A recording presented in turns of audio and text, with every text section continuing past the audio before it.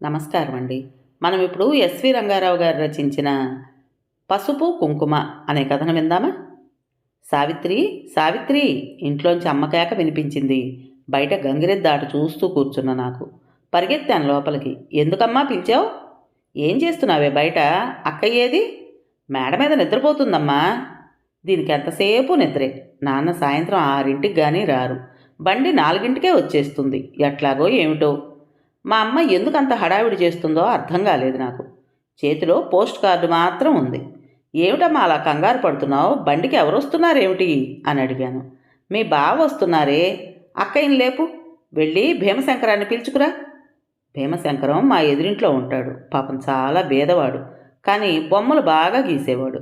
మా నాన్నే స్కూల్లో స్కాలర్షిప్ ఇప్పించి చదివించేవారు. అడపాదడపా మా ఇంటికి వస్తుంటాడు. ఏదైనా అవసరమైన పని ఉంటే నాన్న అతనికి చెప్పి చేయించేవారు. అందుచేతే అమ్మ అతన్ని స్టేషన్కి వెళ్ళి బావగారిని తీసుకురమ్మని చెప్పడానికి నన్ను పిలుచుకురమ్మంది. భీమశంకరాన్ని పంపించి అమ్మ అక్కయ్యకు జడవేస్తూ ఏదో సణుగుతోంది. నేను ఊరికే ప్రక్కన నిలబడి చూస్తున్నాను. అలా కళ్ళప్పచెప్పి చూస్తూ నిలబడకపోతే తెపాళాలో మల్లె మొగ్గలున్నాయి, తీసి గుచ్చరాదు అని నన్ను కసిరింది.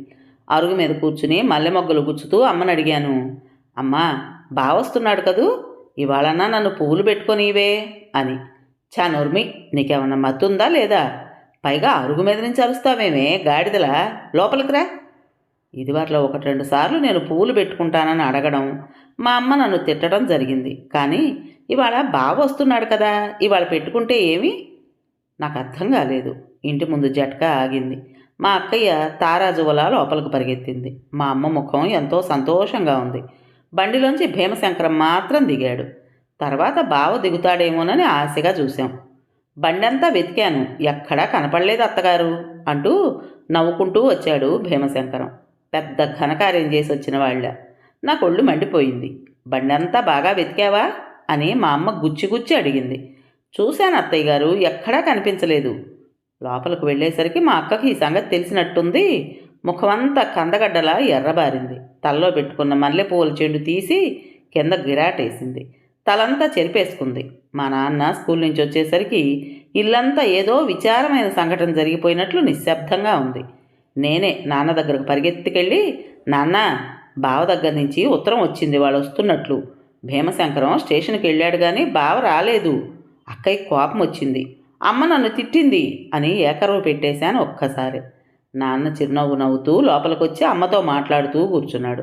నేను మాత్రం అరుగు మీదే కూర్చున్నాను. ఇంకా బావ వస్తాడనే నా ఆశ. అక్కయ్య విసిరి పారేసిన మల్లెచెండు ఎప్పుడు తీశానో నాకు తెలియదు కానీ నా చేతిలోనే ఉంది.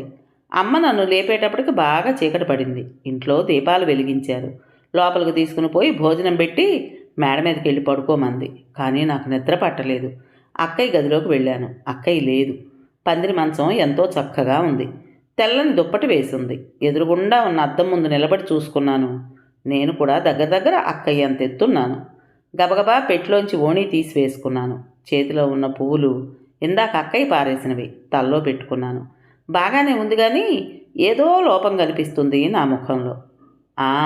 జ్ఞాపకం వచ్చింది, బొట్టు పెట్టుకోలేదు. అక్కయ్య బొట్టు బరిని తెరిచి చక్కగా ఇంత కుంకుమ బొట్టు పెట్టుకున్నాను. నా ముఖం నాకే ఎంతో అందంగా కనిపించింది. ముగ్ధురాలనైపోయాను. అంత అందంగా ఉంటానని నేను ఎప్పుడూ అనుకోలేదు. అందుకనే కాబోలు మా అమ్మ అక్కయ్య నన్ను ఎప్పుడూ బొట్టు కాటుగా పెట్టుకొనిచ్చేవారు కారు. చొప్పనాతి వాళ్ళు. అసలు నేను బొట్టు కాటుగా పెట్టుకోవడం కానీ పువ్వులు పెట్టుకోవడం కానీ ఇంట్లో ఎవరికీ ఇష్టం ఉండేది కాదు, ఒక్క భీమశంకరానికి తప్ప. అతనే అంటూ ఉండేవాడు అప్పుడప్పుడు, సావిత్రి, నువ్వు బొట్టు కాటుగా పెట్టుకుంటే ఎట్లా ఉంటావో తెలుసా? సాక్షాత్తు లక్ష్మిలా ఉంటావని. అలా మంచం మీద అద్దంలో అందం చూసుకుంటూ కూర్చున్నాను. ఎప్పుడు నిద్ర పట్టిందో తెలియదు. బావకు మెయిల్ అందలేదట. అందుకని దొంగల బండిలో వచ్చాట రాత్రి 1 గంటకు. మా అమ్మే తలుపు తీసిందట. సరాసరి నే పడుకున్న గదిలోకి వచ్చాడు. అంటే బావ వచ్చినప్పుడల్లా అక్కయ్య తను ఆ గదిలోనే చేరుకుంటారు. నన్ను చూసి అక్కయ్య అనుకుని పిర్ర మీద కొట్టి లేపాడు. నేను నిద్రలేచి చూసేటప్పటికి నన్ను చూసి కంగారు పడ్డాడు. నువ్వా? నేను సరసేమో అనుకున్నాను. ఇదేమిటి ఈ వేషం? నీకు ఈ పూలు ఎవరు పెట్టారు? ఆ బొట్టేమిటి? చిచి అన్నాడు. నాకు ఒళ్ళు మండిపోయింది. ఏమిటి బావా, నువ్వు కూడా అలాగే అంటావు? అక్కయ్య అమ్మ కూడా నన్ను అలాగే తిట్టారు. నీకు కూడా కష్టంగా ఉందా నేను పువ్వులు పెట్టుకుంటాం అన్నాను. పాపం జాలి ముఖంతో ఏదో చెప్పబోయాడు. ఈ లోపల మా అమ్మ లేపి పంపించింది కాబోలు మా అక్కయ్య గదిలోకి వచ్చి నన్ను చూసి నిర్ఘాంతపోయింది. 2 తిట్టి బయటకు బొమ్మంది. ఏడుపు ముఖంతో క్రిందకొచ్చేసరికి మా అమ్మ చూసి నా చెంపలు పగలగొట్టి తిట్టడం ప్రారంభించింది. అప్పటికే ఉడికిపోయి ఉన్నానేమో, ఒళ్ళు మండిపోయి, ఏ నువ్వు మాత్రం పెట్టుకోవచ్చు పూలు, అక్కయ్య తలనిండా అన్ని పెట్టావు కదా, నేను పెట్టుకుంటే మాత్రం అలా ఏడుస్తారే ఇద్దరూను అని ఏడుస్తూ అనేశాను. ఆ దెబ్బతో ఏమనుకుందో ఏమో, మా అమ్మ కళ్ళంట నీళ్లు పెట్టుకుని నన్ను దగ్గరగా లాక్కుంది. నన్ను తిట్టమని ఎవరు చెప్పారు, ఇలా ఏడవమని ఎవరు చెప్పారు? నాకేమీ అర్థం కాలేదు. 10 సంవత్సరాలు గడిచాయి. అక్కయ్య అత్తవారింటికి వెళ్ళిపోయింది. నాన్న పోయి 2 ఏళ్ళు అయింది. ఇప్పుడు ఇంట్లో అమ్మ నేను తప్ప మరి మగదిక్కు లేదు. భీమశంకరం కూడా నాన్న పోకముందే పై చదువుకని చెన్నపట్నం వెళ్ళిపోయాడు. మళ్ళీ కనిపించలేదు. అతను వెళ్ళిపోయిన మొదట్లో నాకు చాలా బెంగగా ఉండేది. తర్వాత ఎప్పుడో ఒకరోజు పేపర్లో అతని ఫోటో చూశాను. అతనికి ఆల్ ఇండియా డ్రాయింగ్ కాంపిటీషన్లో ఫస్ట్ ప్రైజ్ వచ్చిందని వేసింది. పక్కనే అతను వేసిన బొమ్మ కూడా ఉంది. చక్కటి ఒక స్త్రీ బిందెతో నీళ్లు తెస్తున్నట్లు వేశారు. తేరిపార చూశాను. అది నా ముఖమే. ఆనాటి సావిత్రి అని దానికి పేరు పెట్టాడు. అప్పుడు అనుకున్నాను, నేనంటే అతనికి ఎంతో ప్రేమ ఉందని. కానీ అతనెక్కడో నేనెక్కడో. మళ్ళీ అతన్ని కలుసుకునే అవకాశమే లేదు. ఆశ వదులుకున్నాను. క్రమేపీ అతన్ని మర్చిపోయాను కూడా. నాన్నున్నప్పుడు ఎంతో కళకళలాడుతూ ఉండిన అమ్మ ముఖం ఇప్పుడు దిగాలు పోయి ఎప్పుడూ విచారంగానే కనిపించేది నాకు. నాకు కొంచెం వయసు వచ్చిన తర్వాత కానీ తెలియలేదు నా విషయం. నాకు అక్కయ్యకు చిన్నప్పుడే, అంటే 7-8 ఏళ్ల వయసుల్లోనే మా బామ్మ ప్రేరేపణ మీద పెళ్ళిళ్ళు చేశారట. పెళ్ళయి సంవత్సరం తిరక్కముందే నా భర్త స్ఫోటకం వచ్చి చనిపోయాట. ఇది నా గాథ. అంధకార బంధురమైన ఈ మొండి జీవితాన్ని ఇలాగే గడుపుతున్నాను. నిండు యవ్వనంలో ఉన్నాను. ఎప్పుడూ సోమర్తనంగా కూర్చోవటం చాలా కష్టం అనిపించింది. ప్రైవేట్గా చదువుకుంటూ స్కూల్ ఫైనల్ పాస్ అయ్యాను. పై చదువుకు ఇంట్లో డబ్బు లేదు. నాన్న సంపాదించిన డబ్బుతో ఇంతకాలం సురక్షితంగా జరిగింది. ఇక ముందు భోజనానికే ఎలాగా అని అనుకుంటున్నప్పుడు పై చదువు చదవడానికి ఎలా వీలవుతుంది? పైగా ఇంట్లో ఖర్చుకు కూడా ఏదైనా ఆదాయం చూడవలసి వచ్చింది. భూమి మీద వచ్చే గింజలతో భోజనం గడిచేది. ఒకరోజు అమ్మతో అన్నాను, ఏదైనా ఉద్యోగం చేస్తానమ్మా, ఏమీ చేయకుండా ఇంట్లో కూర్చోవడం చాలా కష్టంగా ఉంది. ఏమనుకుందో ఏమో, సరే అందమ్మ. ఏ ఉద్యోగానికి ప్రయత్నించినా పూర్వానుభవం కావాలనేవారు.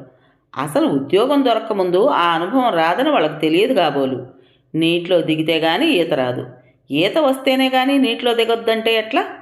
వేరే ఉద్యోగం దొరకక విసుగు పుట్టి ఆఖరికి నర్సు ట్రైనింగ్కు వెళ్ళాను. మొదట్లో మా అమ్మ ఒప్పుకోలేదు, కానీ తర్వాత నా పట్టుదల వల్ల, పరిస్థితుల ప్రాబల్యం వల్ల ఒప్పుకోక తప్పలేదు. చాలా కాలం ఆ ఊళ్ళో చేసి చివరకు రాజమండ్రి గవర్నమెంట్ హాస్పిటల్ స్టాఫ్ నర్సుగా పోస్ట్ చేయబడ్డాను. 1 సంవత్సరం అయింది. రామచంద్రరావు గారని మా డాక్టర్ గారు చాలా మంచివారు, ఉదార స్వభావులు. ఆయన్ను కాకినాడ బదిలీ చేశారని తెలిసి నర్సులందరము పార్టీ ఏర్పాటు చేశాం. ఆ సందర్భంలో ఆయన మాట్లాడుతూ మేమందరము ఆయనకు చేసిన సహాయానికి మెచ్చుకుంటూ, కొత్త డాక్టర్ పిబి శంకరం గారు నేటి రోజు వచ్చి జాయిన్ అవుతారని, చాలా మంచివారని, కానీ చాలా స్ట్రిక్ట్గా ఉంటారని, జాగ్రత్తగా ఉండాలని చెప్పారు. ఆ రోజు నుంచి నాకు రాత్రి డ్యూటీ అవడం చేత కొత్త డాక్టర్ను కలుసుకునే అవకాశం లేకపోయింది. నేను హాస్టల్కి వచ్చేటప్పటికే ఆయన వెళ్ళిపోతుండేవాడు. ఈ వారం రోజుల్లో ఆయన గురించి మిగతా నర్సులంతా వింత వింతగా మాట్లాడుకునేవారు. చాలా అందగాడని, చలాకీగా ఉంటాడని, ఇంకా పెళ్లి కాలేదని.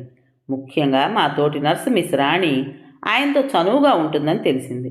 ఆ పిల్ల ఎప్పుడూ అంతే, కొత్త లేదు పాత లేదు. పైగా డాక్టర్లను మంచి చేసుకుని త్వరగా స్టాఫ్ నర్స్ కావాలని దాని ఉద్దేశం. అందుచేత కొన్ని వెకిలి చేష్టలు కూడా చేస్తూ ఉండేది. ఆ రోజు సోమవారం. ఆదివారం హాఫ్ డ్యూటీ అవటం చేత మరుసటి రోజు కాస్త తొందరగానే హాస్పిటల్కి వెళ్ళాను. ఆ వార్డుకి నేనే ఇన్ఛార్జ్ అవ్వటం చేత కొత్త డాక్టర్ చాలా స్ట్రిక్ట్ అని తెలిసి వార్డంతా పరిశుభ్రంగా ఉంచాను. సరిగ్గా 10 గంటలకు డాక్టర్ హాస్పిటల్కి వచ్చారు. ఆ రోజు నా వార్డులో ఒక పేషెంట్కు మేజర్ ఆపరేషన్ జరగవలసి ఉంది. అందుచేత డాక్టర్ గారు సరాసరి ఆపరేషన్ థియేటర్కి వెళ్ళారు. నేను పేషెంట్ని రెడీ చేసి ఆపరేషన్ థియేటర్లోనికి తీసుకువెళ్ళాను. పేషెంట్కు డాక్టర్ గారు క్లోరోఫామ్ ఇచ్చారు. స్కార్ఫెల్ అన్నారు డాక్టర్, అందించాను. థ్యాంక్స్ అన్నారు, అందించాను. కానీ ఆ గొంతు ఎక్కడో విన్నట్లుంది. ముఖమెత్తి చూశాను. ముఖానికి గుడ్డగట్టుంది. మంచి కళ్ళు, విశాలమైన నుదురు, మొత్తానికి అందగాడే అయి ఉంటాడు. కానీ అతని గొంతు విన్నప్పుడల్లా ఏదో దిగులుగా ఉండేది. ఆపరేషన్ అయిపోయింది. పేషెంట్ లేవగానే ఒక కప్పు హార్లిక్స్ ఇమ్మని చెప్పి డాక్టర్ వెళ్ళిపోయారు. పరధ్యానంలో ఉన్న నాకు పేషెంట్ మూలుగు వినిపించేదాకా తెలివి రాలేదు. వెంటనే లేచి హార్లిక్స్ ఇచ్చాను. కానీ పేషెంట్ త్రాగకుండా బాధపడుతున్నాడు. నొప్పి నొప్పి అని అరవడం మొదలుపెట్టాడు. వెంటనే డాక్టర్ని పిలవడానికి వెళ్ళాను. అప్పుడు చూశాను డాక్టర్ని. అతనే. ఎంత మార్పు మనిషిలో! ఎంత అందంగా తయారయ్యాడు! భీమశంకరాన్ని చూడటంతోటే నాలో ఏదో జరిగిపోయింది. నోట మాట రాలేదు. వచ్చిన పని మర్చిపోయాను. ఎస్ సిస్టర్, ఎలా ఉన్నాడు పేషెంటు అనేదాకా నాకు స్మృతి లేదు. వెంటనే రండి డాక్టర్ గారు, పేషెంటు అల్లరి పెడుతున్నాడని అన్నాను. భీమశంకరం నా కేసు అదోలా చూస్తూ లేచాడు. అంతవరకు అతన్నే చూస్తున్న నేను వెంటనే తల ఉంచుకున్నాను. డాక్టర్ నేను వెళ్ళేసరికి పేషెంట్ కాళ్ళు చేతులు లాక్కుంటున్నాడు. ఆయాసం ఎక్కువైంది. మరో గంటలో ప్రాణం వదిలాడు. మెడికల్ బోర్డులో డాక్టర్ది ఏమీ తప్పు లేదని, ఆపరేషన్ అంతా సక్రమంగానే జరిగిందని, కానీ ఆపరేషన్ అనంతరం పేషెంట్ తెలివికొచ్చాక కాస్త జాగ్రత్త పడి ఉంటే పేషెంట్ బ్రతికి ఉండే అవకాశం ఉండేదని, ఆ అజాగ్రత్తకు కారణం నేనవడం చేత నన్ను సస్పెండ్ చేయవలసిందని ఆర్డర్స్ పాస్ చేశారు. సస్పెన్షన్ ఆర్డర్ వచ్చే వరకు మా అమ్మకు నేను ఆ సంగతి చెప్పలేదు. మా అమ్మ ఆ మాట విని దిగాలుగా కూర్చుంది. భీమశంకరం సంగతి కూడా మా అమ్మకు చెప్పలేదు. నేను హాస్పిటల్కి వెళ్ళి 2 రోజులైంది. సాయంత్రం 6 గంటలకు ఎవరో తలుపు తడుతున్నారు. తలుపు తీసేటప్పటికి అత్తయ్య అంటూ భీమశంకరం సరాసరి లోపలికి వచ్చాడు. మా అమ్మ నిర్ఘాంతపోయింది. తాను ఎప్పుడో చిన్నప్పుడు చూసిన భీమశంకరానికి ఇప్పుడు డాక్టర్ పివి శంకరానికి ఏమీ సంబంధం లేదు. తిన్నగా వచ్చి మా అమ్మ కాళ్ళకు నమస్కారం చేశాడు. లేచేటప్పటికి అతని కళ్ళల్లో నీళ్లున్నాయి. ఏమిటత్తయ్య ఇలాంటి పని చేశారు? ఒక్క ఉత్తరమన్నా వ్రాయకూడదా? మామయ్య పోయినప్పుడు వ్రాశారు అంతే. తర్వాత ఎన్ని ఉత్తరాలకు సమాధానం రాకపోయేటప్పటికీ ఏ సంగతి తెలియక చాలా దిగులు పడ్డాను. తర్వాత డాక్టర్ పరీక్ష పాస్ అయ్యాక ఒకసారి భీమవరం వెళ్ళాను మిమ్మల్ని చూడాలని. అప్పుడు తెలిసింది మీరు ఆ ఊరు వదిలి వెళ్ళిపోయారని. సావిత్రి కూడా చదువుకుంటుందని విన్నాను. ఇవాళ సావిత్రికి సస్పెన్షన్ ఆర్డర్ వచ్చింది. పాపం తన లోపం ఏమీ లేదు.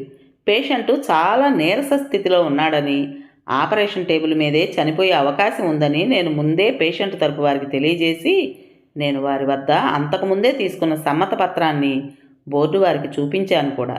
అయినా పేషెంట్ ఎవరో మంత్రి గారికి సంబంధించిన వాట. అందుకని ఈ మాత్రం అన్నా యాక్షన్ తీసుకోకపోతే బాగుండదని అలా చేశారు. పాపం సావిత్రికి ఏమీ తెలియదు. ఈ సంగతి సావిత్రికి చెబుదామని 2 రోజుల నుండి చూస్తున్నాను. సావిత్రి హాస్పిటల్ ప్రక్క కన్నా రావడం మానేసింది. అడ్రస్ కోసమని రిజిస్టర్ తీసి చూశా. అప్పుడు కానీ తెలియలేదు అత్తయ్య సావిత్రి ఎవరో.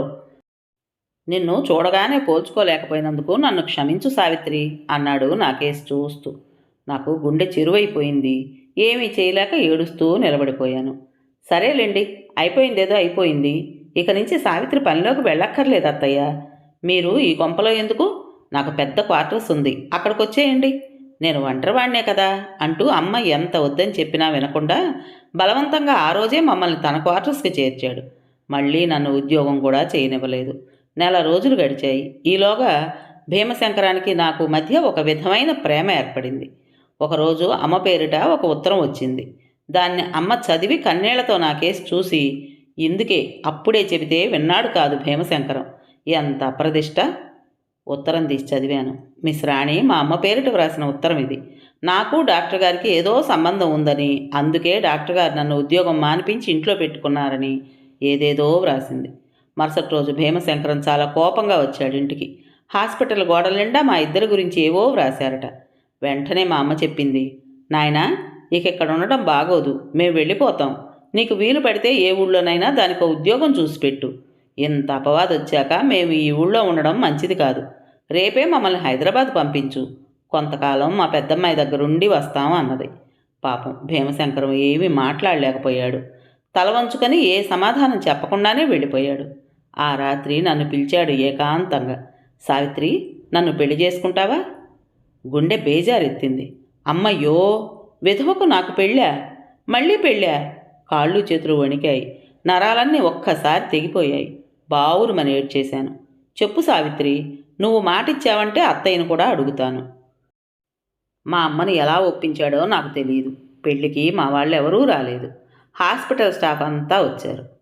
సాయంత్రం 5 గంటలకు ఆయన ఇంటికి వచ్చారు. చేతిలో ఏదో పొట్లం ఉంది. అదేమిటన్నాను. చెప్పుకో చూద్దాం, చెప్పుకుంటే నీకు ఇచ్చేస్తాను అన్నాడు. ఎంతసేపటికి చెప్పలేకపోయాను. పొట్లం విప్పి పెద్ద మల్లెపువ్వుల చెండు తీసి నా తలలో పెట్టారు. ఇంతకాలానికి పువ్వులు పెట్టుకునే భాగ్యం కలిగించినందుకు భగవంతునికి ఎన్నో నమస్కారాలు. పురాణాల్లో సావిత్రి తన భర్తను సాధించి తెచ్చుకున్న సంగతి జ్ఞాపకం వచ్చి ఆయన ఒళ్ళో ఒరిగిపోయాను. కథ పేరు పసుపు కుంకుమ. రచించిన వారు ఎస్వి రంగారావు గారు. విన్నారు కదండి. మరి ఈ కథ మీకు నచ్చిందా? నచ్చినట్టయితే లైక్ చేసి మరో నలుగురికి షేర్ చేయండి. అలాగే ఈ కథ పైన మీ విలువైన అభిప్రాయాన్ని కామెంట్ బాక్స్లో తప్పకుండా తెలియజేస్తారు కదా. మరి ఇంత మంచి కథను మనకు అందించిన రైటర్ గారికి మనస్ఫూర్తిగా మనందరి తరపున ధన్యవాదాలు తెలియజేసుకుంటూ, కొత్త వాళ్ళు కనుక మన ఛానల్ చూస్తున్నట్టయితే తప్పకుండా సబ్స్క్రైబ్ చేసుకోండి. రేపు మరో మంచి కథతో మీ ముందుకు వస్తాను. అప్పటి వరకు ఉంటానండి.